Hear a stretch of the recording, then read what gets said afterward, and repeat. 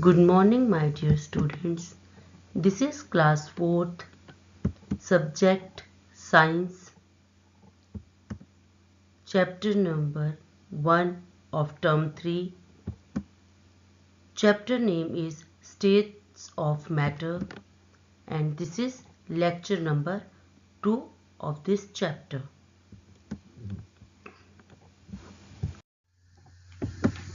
Let us recall our previous lecture. In our previous lecture, we have learned about matter. All the things in this universe are made up of materials. Materials is also called matter. इस दुनिया में जो भी चीजें हैं वो matter की किसी न किसी चीज की बनी है जिन्हें हम मैटर या मटेरियल कहते हैं. We have also studied about properties of matter. The character that help to identify a particular material are called properties of that material or matter. किसी भी चीज को, किसी भी मैटर को हम जिस तरह से आइडेंटिफाई कर सकते हैं वो उस मटेरियल की प्रॉपर्टी है. We can identify particular material by touching them. Some materials are smooth to touch and some are rough to touch. We can also identify them by their hardness or by softness. Some material like wool, bread, they are soft, and some material like brick and stone, they are hard. We can also identify the material by their shape. Some material have definite shape, whereas some do not have definite shape. We have also studied about types of materials. Some materials do not allow light to pass through them. They are called opaque material. जिन materials में से light pass नहीं हो सकती means हम जिनके are पार नहीं देख सकते वो ओपेक मटेरियल हैं. Like book, door, wood. But some material allow light to pass through them. They are called transparent material. कुछ मटेरियल्स में से हम आर पार देख सकते हैं या उनमें से लाइट होके रोशनी होके गुजर सकती है. ऐसे मटेरियल्स को हम ट्रांसपेरेंट मटेरियल कहते हैं. लाइक ग्लास और कलरलेस, बिना किसी कलर की जो पॉलीथीन होती है, they are transparent material.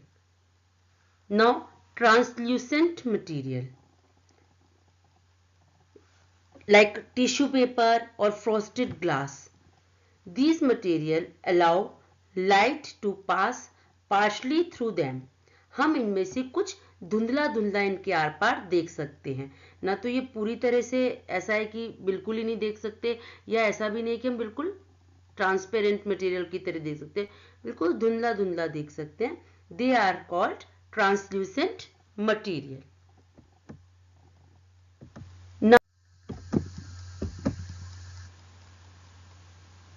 State of matter. You can see that matter around you exists in 3 different states: solid, liquid, and gas. All matter consists of small particles called molecules. Molecules further consist of smaller particles called atoms.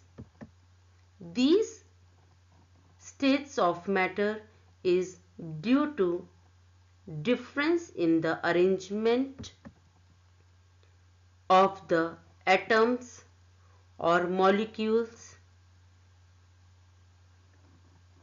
in matter.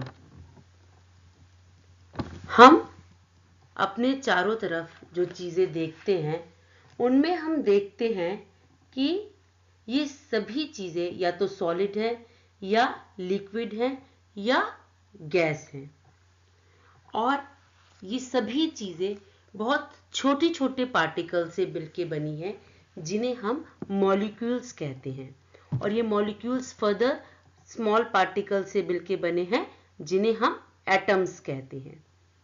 और ये जो अलग अलग state of matter हैं, ये इसी पर depend है कि इनका अरेंजमेंट, इन मॉलिक्यूल्स या एटम्स का जो अरेंजमेंट है मैटर में, वो किस तरह का है। Now let us study about properties of the state of matter in detail. First of all, solids. These are the substances in which molecules are very closely packed. Wood, iron nails, stones, etc. All these are examples of solids. Now, if we talk about the arrangement of molecules in solid, they are very closely packed in solids. Solids में जो molecules होते हैं, किसी भी solid material में जो molecules होते हैं, वो आसपास में बहुत क्लोजली पैक्ड होते हैं। वो आसपास में इतने ज़्यादा जुड़े होते हैं कि इनका एक फिक्स शेप होता है, मॉलिक्यूल्स बिल्कुल भी दूर नहीं होते। So solid have fixed shape. Wood, iron nail, stones, all these are example of solids. ये सभी सॉलिड्स के एग्जाम्पल हैं। अदर देन दैट और भी जितने भी मटेरियल्स आप अपने आसपास, लाइक आपका computer, your mobile phone, your eraser, all these are also example of solids. You can observe that all these have a definite shape, distinct boundaries, fixed volumes, negligible compressibility. That means they are in fixed shape. They have volume and almost they are not compressed. Means due to the arrangement of molecules, because they are very closely packed in solid, that is why solid have definite shape. इनके solids में जो molecules होते हैं वो बहुत closely packed होते हैं। इसी वजह से सॉलिड्स का एक अपना डेफिनेट शेप होता है, बाउंड्रीज होती हैं, डिस्टिंक्ट बाउंड्रीज होती हैं, फिक्स्ड वॉल्यूम होता है। मीन्स इनका वॉल्यूम जगह चेंज करने से या कहीं पे कुछ ऐसा नहीं होता। आपकी बुक है, आपका मोबाइल है, इनका जो एक फिक्स वॉल्यूम है। निग्लिजिबल कंप्रेसिबिलिटी, कंप्रेसिबिलिटी मतलब अगर हम इन पर प्रेशर लगाएं, अगर इन पर कुछ दबाव लगाएं तो ये अपना शेप चेंज नहीं करते। निग्लिजिबल कंप्रेसिबिलिटी मीन्स ये होता है कि लगभग ना के बराबर। बहुत ही ज़्यादा जोर लगाएंगे तो थोड़ा बहुत शेप चेंज हो सकता है, बट ना के बराबर कंप्रेसिबिलिटी होती है। दैट मीन्स इनका फिक्स शेप होता है, फिक्स वॉल्यूम होता है और ये कंप्रेस नहीं होते हैं। Now liquid. These are the substances in which the molecules are loosely packed. Water, cooking oil, milk, juice and cold drink are examples of liquid. Unlike solids, liquid have no fixed shape but have fixed volume and can flow. They take the shape of the container in which they are poured or kept. Liquids में जो molecules होते हैं ये थोड़ा loosely packed होते हैं, means जैसे solid में तो बिल्कुल क्लोजली पास पास में पैक्ड होते हैं, इसमें as we can see in the slide ये थोड़ा दूर दूर पैक्ड होते हैं. Water, cooking oil, milk, juice, cold drink, all these are example of liquid. जैसे कि सॉलिड में एक फिक्स शेप होता है due to closely packed molecule. Liquid में ऐसा नहीं होता, इनका फिक्स शेप नहीं होता, बट इनका वॉल्यूम होता है. How can we see that कि इनका वॉल्यूम होता है? अगर हम एक ग्लास लेंगे, ग्लास में अगर हम वो पानी या मिल्क कुछ भी रखेंगे तो हम देखेंगे कि एक अगर खाली ग्लास है उसका वेट देखें और एक ग्लास देखें जिसमें मिल्क या कोई भी एनी लिक्विड है उसमें, तो जो लिक्विड वाला जो ग्लास है वो हैवी होगा. So we can see that कि इसमें वॉल्यूम होता है. And they can flow and they take the shape of the container in which they are poured. If we take a liquid in a glass, अगर हम एक glass में liquid लें, कुछ भी वाटर या मिल्क लें, और अगर हम उसे कप में डालें तो इसका शेप कप की शेप में हो जाएगा. अगर उसको हम अगेन किसी बाउल में डालें तो वो बाउल के शेप में होगा. So liquid take the shape of the container in which they are kept. They can flow from one place to another and change the shape accordingly. So, liquids are also called fluids. अगर हम liquid को देखें, कोई भी चाहे water हो चाहे milk हो, वो एक जगह से दूसरी जगह पर बहते हैं. अगर हम इसे एक बर्तन से दूसरे बर्तन में शिफ्ट करें तो वो बहते हैं, इसीलिए लिक्विड्स को हम फ्लूइड्स भी बोलते हैं. For this we can take an activity.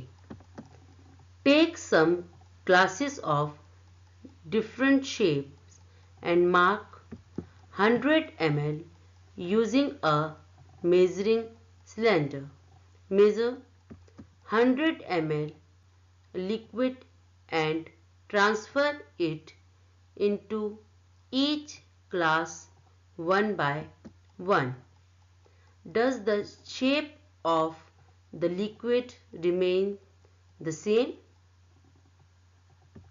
What happens when this liquid is spread on the floor? Does the volume remain the same? You will observe liquid have no fixed shape but have a fixed volume. हम कुछ glasses different shapes के लेते हैं जो same shape के ना हों, और हम 100 ml लिक्विड एक ग्लास में लेते हैं और एक एक करके इसे अलग अलग ग्लासेस में डालते हैं.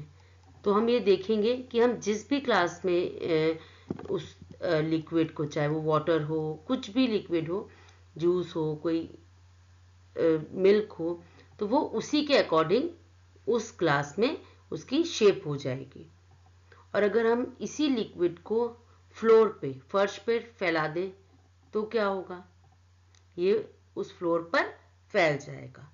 बट वॉल्यूम हम देखेंगे कि हर कंडीशन में सेम रहता है, चाहे हम किसी भी शेप के ग्लास में इसे ट्रांसफर कर दें, हर ग्लास में इसका जो वॉल्यूम है, जो इसका वेट है, वो 100 ml ही रहेगा.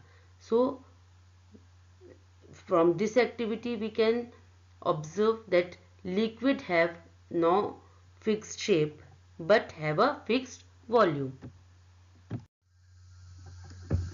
Gases. Whenever we look an empty container, we think it is empty. It is really empty?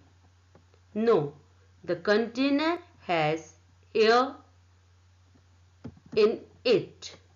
अगर हम कोई भी एम्प्टी कंटेनर लेते हैं, कोई भी खाली बर्तन लेते हैं, तो हमें क्या लगता है ये खाली है? नहीं, इस कंटेनर में एयर है. Whenever we pour liquid or anything into an empty container, the gas molecules of air are pushed out of the container. जब भी हम किसी लिक्विड को किसी खाली बर्तन में, कंटेनर में डालते हैं, तो वो जो लिक्विड है वो उस में जो गैस के मॉलिक्यूल्स हैं उनकी जगह ले लेता है. इसका मीन्स ये है कि उस खाली एम्प्टी कंटेनर में एक्चुअली में एयर होती है, और जब हम पोर करते हैं लिक्विड को तो एयर को पुश करके लिक्विड उसमें चला जाता है. Gases. The molecules of gases are loosely packed, so there is more space between the molecules. Air, carbon dioxide, oxygen, steam, etc. They are all gas. जो गैस होती है उसमें मॉलिक्यूल्स बहुत लूजली पैक्ड होते हैं. As we can see in the slide, these are gas particles and they are very loosely packed. ये एक दूसरे से बहुत दूर दूर होते हैं, इसीलिए इनका अपना कोई फिक्स शेप नहीं होता. इनके बीच में, इन मॉलिक्यूल्स के बीच में बहुत स्पेस होता है. Air, carbon dioxide, oxygen, all these are gas. In this slide you can see the arrangement of particles in solid, liquid and in gas. In solid you can see particles are tightly or closely packed and they cannot move freely. ये solid में जो particles होते हैं, molecules होते हैं, बहुत पास पास में होते हैं, वो हिल नहीं सकते, ज़्यादा मूव नहीं कर सकते. And in liquid particles are loosely packed and can move freely. Liquid में पार्टिकल्स पास में होते हैं पर उतने नहीं जितने सॉलिड में होते हैं, थोड़े लूज होते हैं और मूव कर सकते हैं.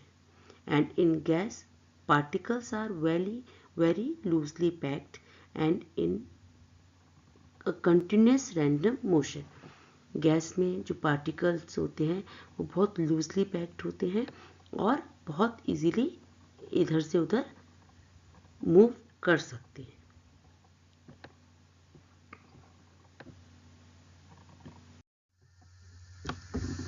Change of states of matter. Matter changes from one state to another just by heating or cooling. हम मैटर को एक स्टेट से दूसरी स्टेट में भी हीट करके या कूल करके चेंज कर सकते हैं. Usually matter changes from solid to liquid, from liquid to gaseous state on heating. Matter also change from gaseous state to liquid state and from liquid to solid state on cooling. हम matter को solid से liquid में या liquid से gaseous state में heat करके, गर्म करके चेंज कर सकते हैं। इसके अलावा हम गैसियस स्टेट को लिक्विड में या लिक्विड को सॉलिड में हम कूल करके और ज़्यादा उसका टेम्परेचर डाउन करके कन्वर्ट कर सकते हैं। The changing of gas into liquid on cooling is known as condensation. Cooling the change of liquid into solid is known as freezing. Changing of solid into liquid on heating is known as melting, and when liquid changes to gas on further heating, it is known as evaporation. जब हम gas को liquid में ठंडा करके जब हम किसी भी गैसियस स्टेट को लिक्विड स्टेट में चेंज करते हैं, उसे हम कंडेंसेशन कहते हैं। और फर्दर हम उसे और ज़्यादा कूल करते हैं तो इसे हम फ्रीजिंग कहते हैं। इसी तरह से अगर हम सॉलिड को हीट करके या मेल्ट करते हैं तो वो लिक्विड में चेंज हो जाता है, इसे हम मेल्टिंग कहते हैं। और लिक्विड को फर्दर और ज़्यादा हीट करते हैं तो ये एवोपरेट हो जाता है, मीन्स इसकी भाप बन जाती है, तो ये गैसियस स्टेट में आ जाता है। इस तरह से कूल करके या हीट करके हम किसी भी मैटर को उसका स्टेट जो है वो चेंज कर सकते हैं।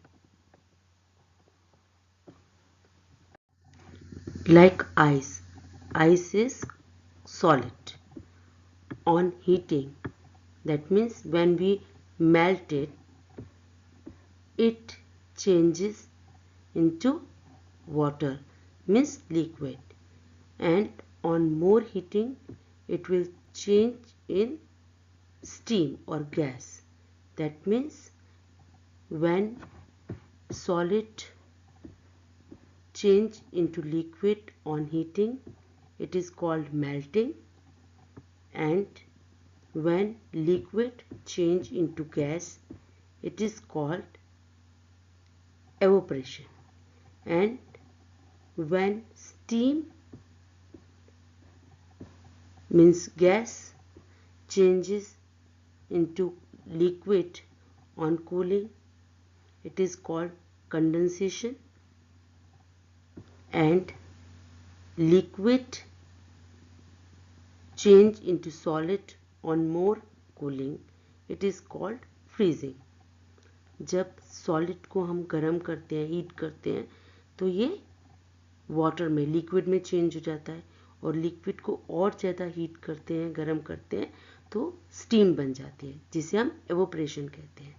और अगेन हम जब स्टीम को या गैस को कूल करते हैं तो ये लिक्विड में चेंज होता है, जिसे हम कंडेंसेशन कहते हैं। और ये लिक्विड फर्दर सॉलिड में, मीन्स आइस में चेंज हो जाता है जब हम इसे कूल करते हैं या इसे फ्रीज कर देते हैं। जैसे हम फ्रीज़र में से आइस निकालते हैं, उसे बाहर निकाल के रखते हैं, मीन्स थोड़ी टेम्परेचर चेंज करते हैं, गर्म करते हैं, तो ये पानी में चेंज हो जाता है। और पानी को, जैसे चाय का पानी है, जब हम बॉयल करते हैं तो ये गैसियस फॉर्म में चेंज हो जाता है, एवोपरेट होने लगता है। ऐसे ही अगर हम बॉयल पानी के ऊपर कोई प्लेट रख देते हैं तो ये जो स्टीम है ये कूल होके, कंडेंस होके अगेन वाटर ड्रॉपलेट्स में चेंज हो जाती है, और इस वाटर को अगेन हम कूल करें, फ्रीज करें तो ये सॉलिड में चेंज हो जाती है।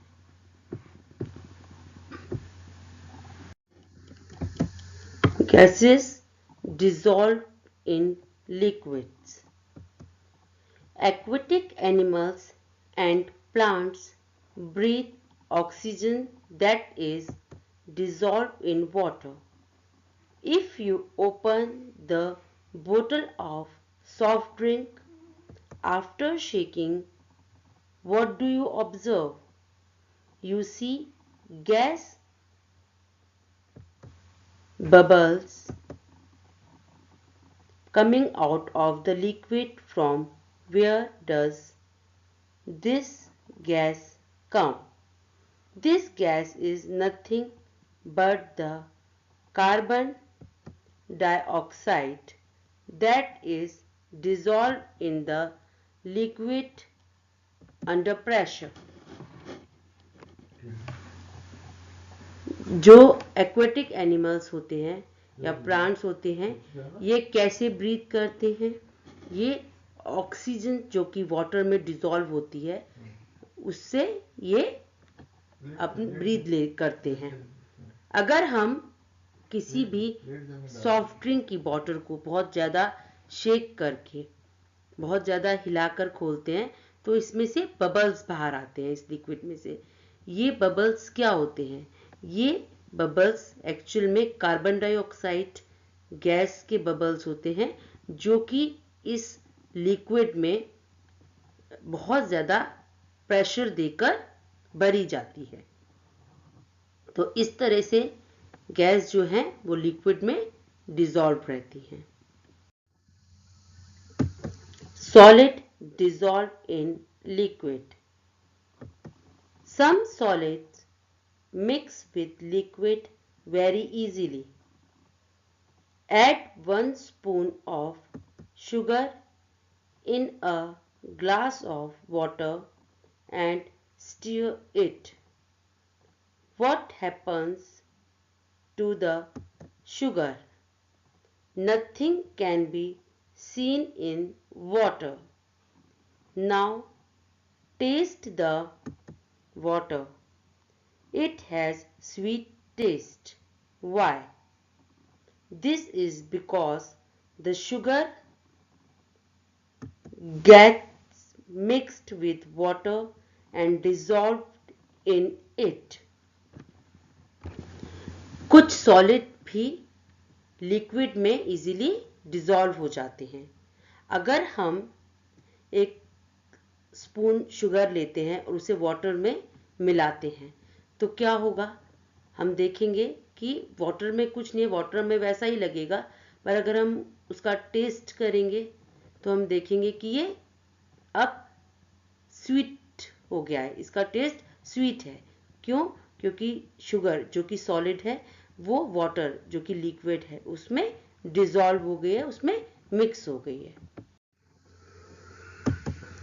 In the above example, sugar is called solute. Water in which solute dissolves is called solvent, and water with dissolved in it is collectively known as solution. This sugar occupies the space present between the water molecules, so you cannot find difference in water level. अभी जो अभी ने example देखा उसमें sugar means जिस चीज़ को, जो solid चीज़ हम खोलते हैं वो सॉल्यूट है. वाटर इसमें सॉल्वेंट है, मीन्स जिसमें घोला जाता है उसे हम सॉल्वेंट कहते हैं, और दोनों मिक्स होके सॉल्यूशन बनाते हैं. शुगर जो लिक्विड है, पानी जो कि लिक्विड है वाटर, उसमें जो मॉलिक्यूल्स के बीच में जगह होती है, शुगर उसमें जाकर अपनी जगह बना लेते हैं. उस जो लिक्विड के बीच में जो स्पेस होता है, उसके मॉलिक्यूल्स के बीच में जो स्पेस होता है, शुगर वहां पर जाकर उनके बीच में फिक्स हो जाते हैं. इसलिए हमें वाटर लेवल में कोई भी चेंज नहीं दिखाई देता. सो sugar is solute, water is solvent and together they form solution. Now, physical and chemical changes. Matter also undergoes some changes like physical and chemical changes. Matter में कभी कभी कुछ फिजिकल या केमिकल चेंजेस भी होते हैं. Physical change. Now we will see about physical change. When a physical change takes place, no new substance is formed, but there may be a change in size, shape, or state of the substance. For example, take a little candle wax in a spoon.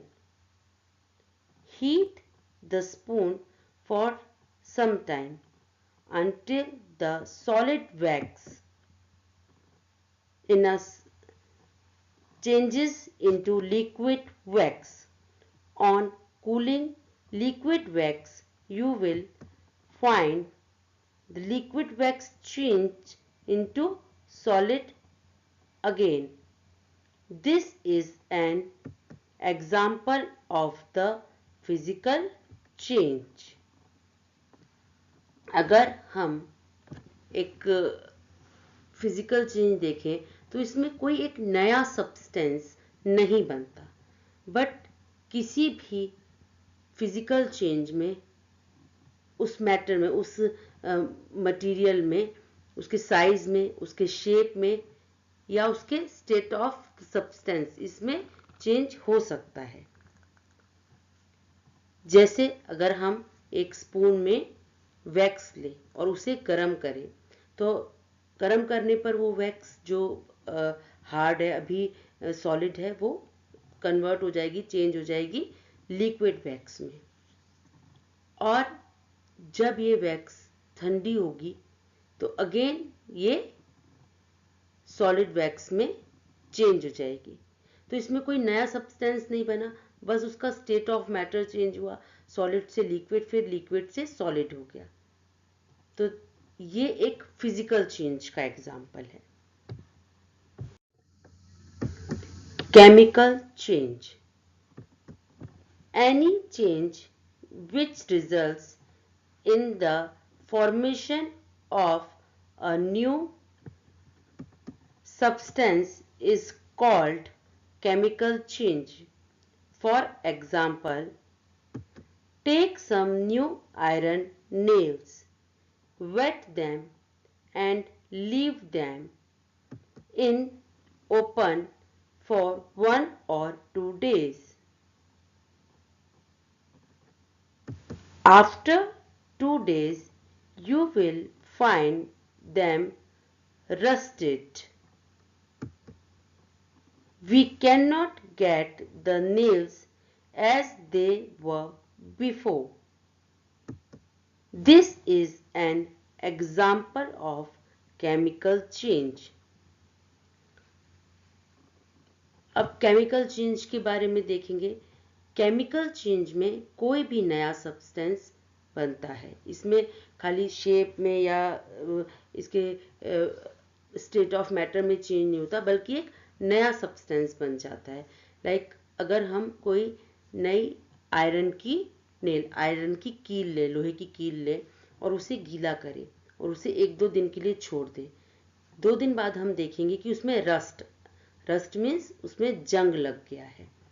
तो ये जो जंग लगी nail है, जंग लगी कील है आयरन की, वो कभी भी अपने ओरिजिनल फॉर्म में वापस नहीं आ सकती.